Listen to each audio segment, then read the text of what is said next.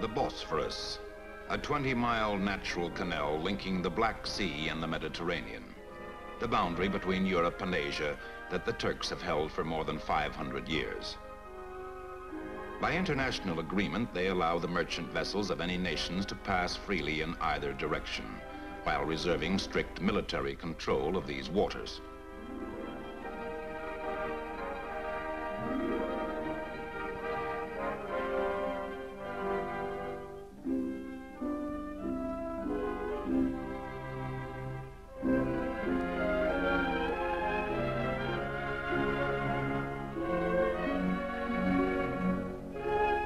Within the Atlantic community, Turkey is the strong right anchor of a mutual defense organization that stretches from the Arctic Circle.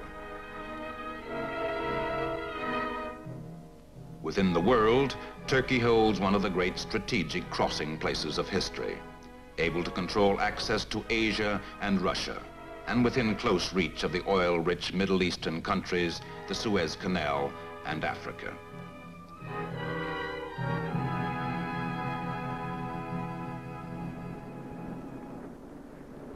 Istanbul, standing across the southern end of the Bosphorus, is no longer Turkey's capital, but it remains her greatest city and biggest seaport.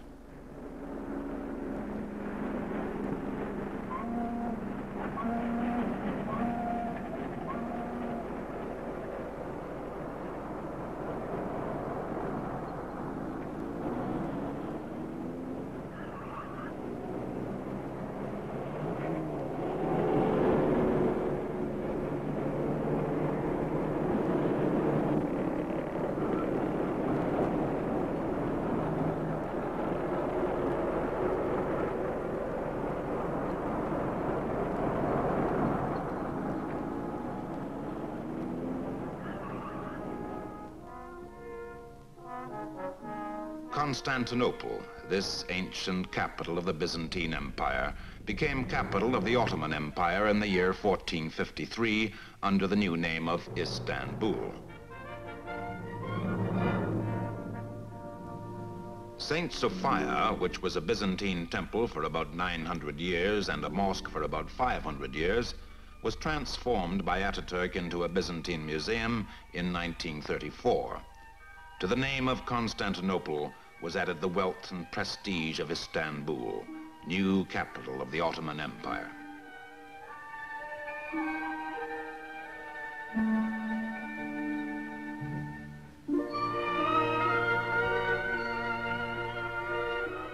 The wealth came from 3 continents. The prestige included dominion over Europe as far as the Danube, all of North Africa, and the entire Middle East. The unique fighting machine that secured this empire is commemorated in national military museums and by groups of bandsmen and troops that revive the marches of the once dreaded Janissaries.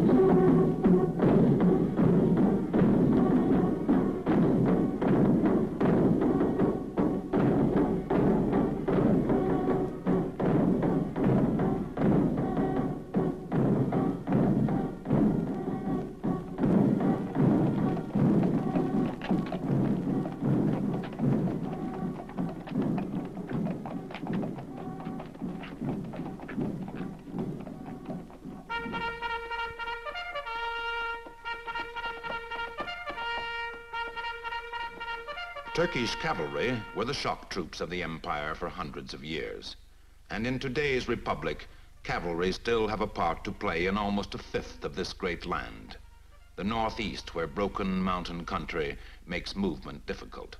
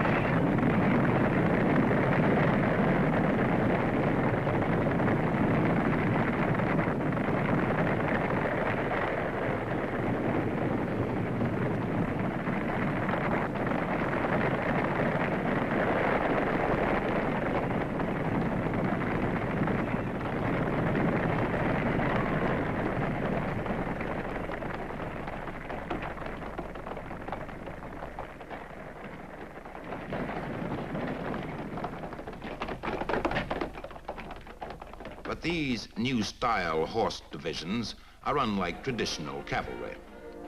Pack horses enter the charge with modern automatic weapons and supporting arms that enable these troops to concentrate heavy firepower in country difficult for infantry and impassable to tanks.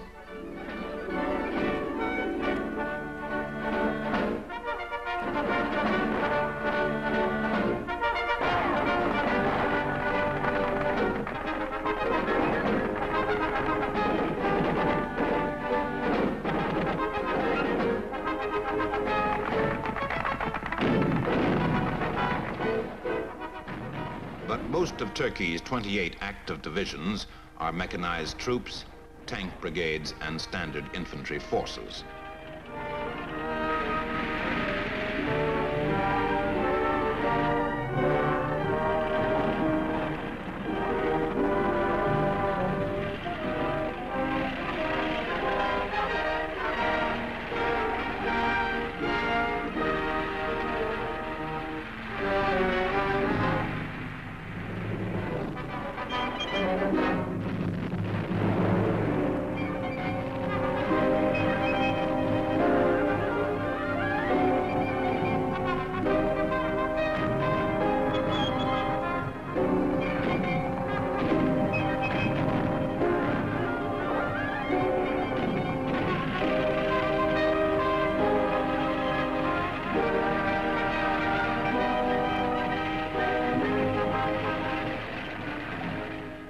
But this army is more than a military machine. Turkey is still conducting a great economic revolution, and none of the 500,000 men under arms return to civilian life without having learnt new skills of service and of value to the future of their country.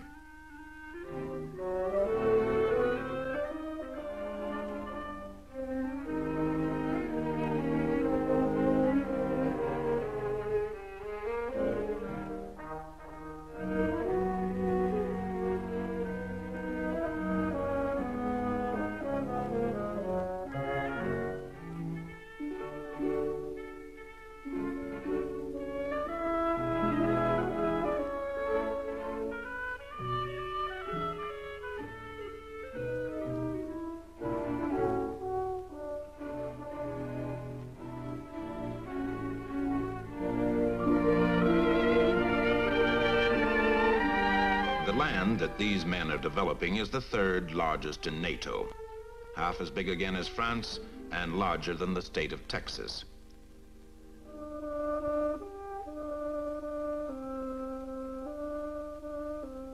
As much of the country is natural grazing that can be intensively cultivated, the biggest post-war change has been in agriculture. With a population of 22 million and raw acres to spare, government surveyors are constantly mapping out new farms for whoever wishes to work them.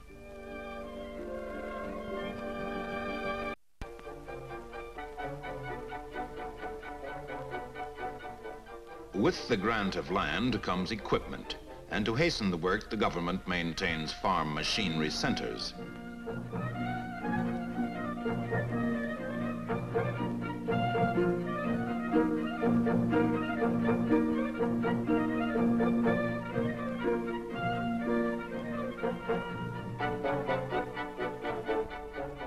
Where there was a tractor at war's end, there are now 40.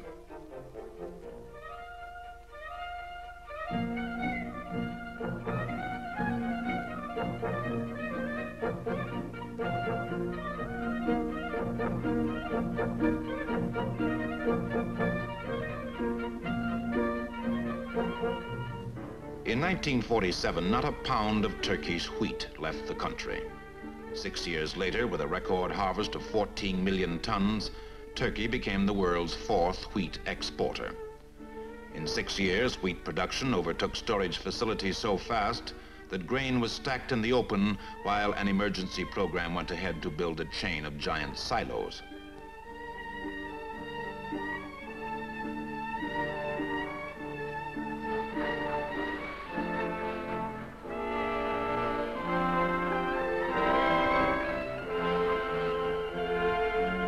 Of every 5 Turks, 4 are small farmers, and they were the first to benefit by this program.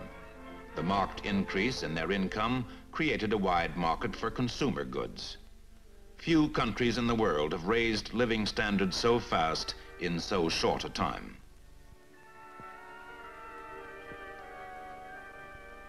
This post-war economic revolution is a continuation of the sweeping change initiated by the late Kemal Atatürk, father of all the Turks, as he was named in love and honor by his people.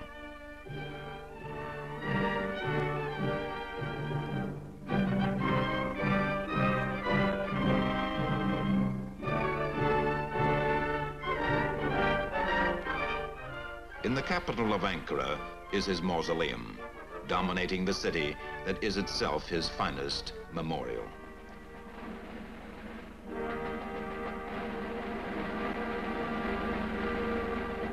The ancient Ankara that Ataturk found in 1920 was a half-forgotten mountaintop village.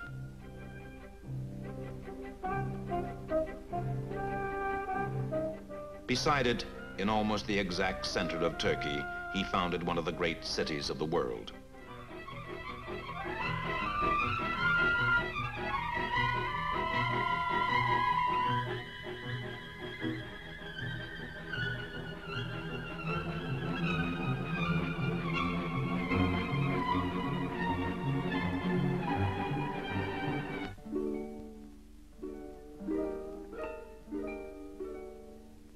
Freed from the veil and an inferior social status, Turkish women were able to establish themselves on equal terms in all professions.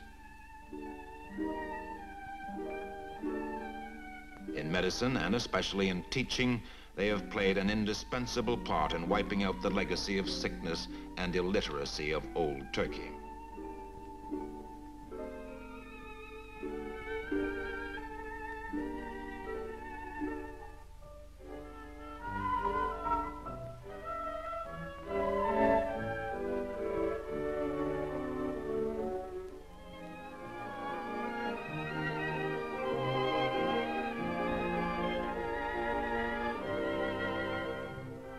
When Ataturk decided to industrialize, he set up banks to do the job, to finance and to direct. In 1950 came a change of policy.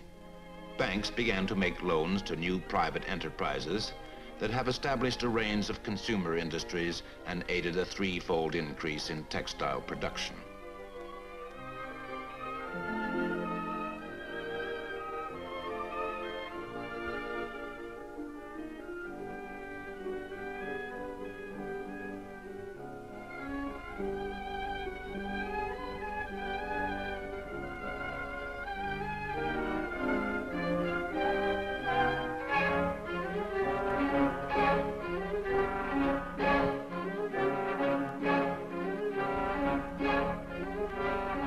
Expansion of heavy industry continues under the direction of the banks.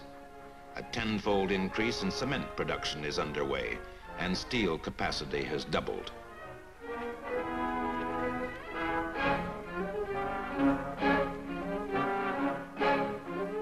In mining, coal production is up by 50%. Twice as much copper is being extracted, and 12 times as much manganese as in 1948. Very soon, this development had outstripped available port facilities, so new harbor construction began.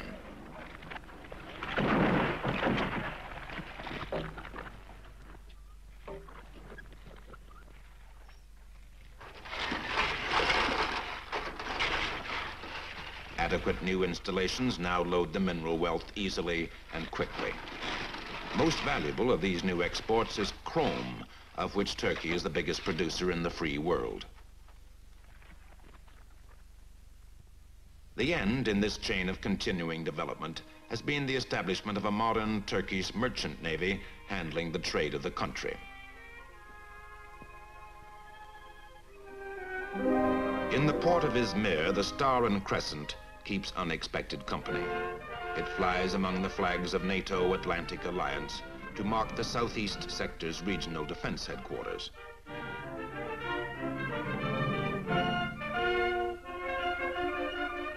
Here, the officers of 3 countries Greece, Turkey, and America coordinate land, sea, and air defenses as part of the Grand Atlantic Alliance.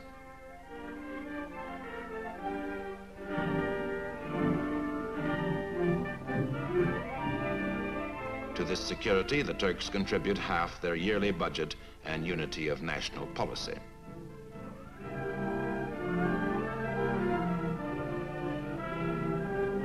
Strengthening the security of Greeks and Turks in this area is their tripartite pact with the Yugoslavs, a forging of defense bonds between three countries. The Turkish government that negotiated this agreement was elected in one of the most liberal elections of modern times. At the 1950 and 1954 elections, the political party that had held power in Turkey for almost 30 years was defeated at the polls by an overwhelming majority.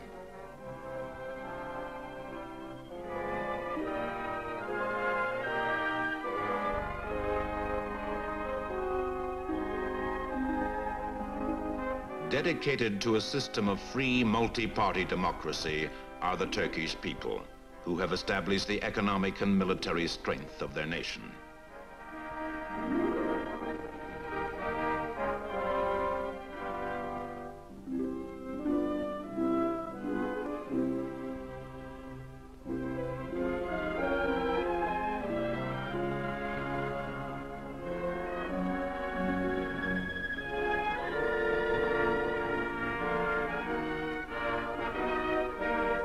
Each dawn finds Turkey at the start of another day of change. In Istanbul, the day begins when the ocean-going ships of a dozen nations slip in and out of the Golden Horn before the great bridges linking the quarters of the city swing back into place for the day. In less than 40 years of social and economic evolution, Turkey has reduced the gap between her and other Western nations.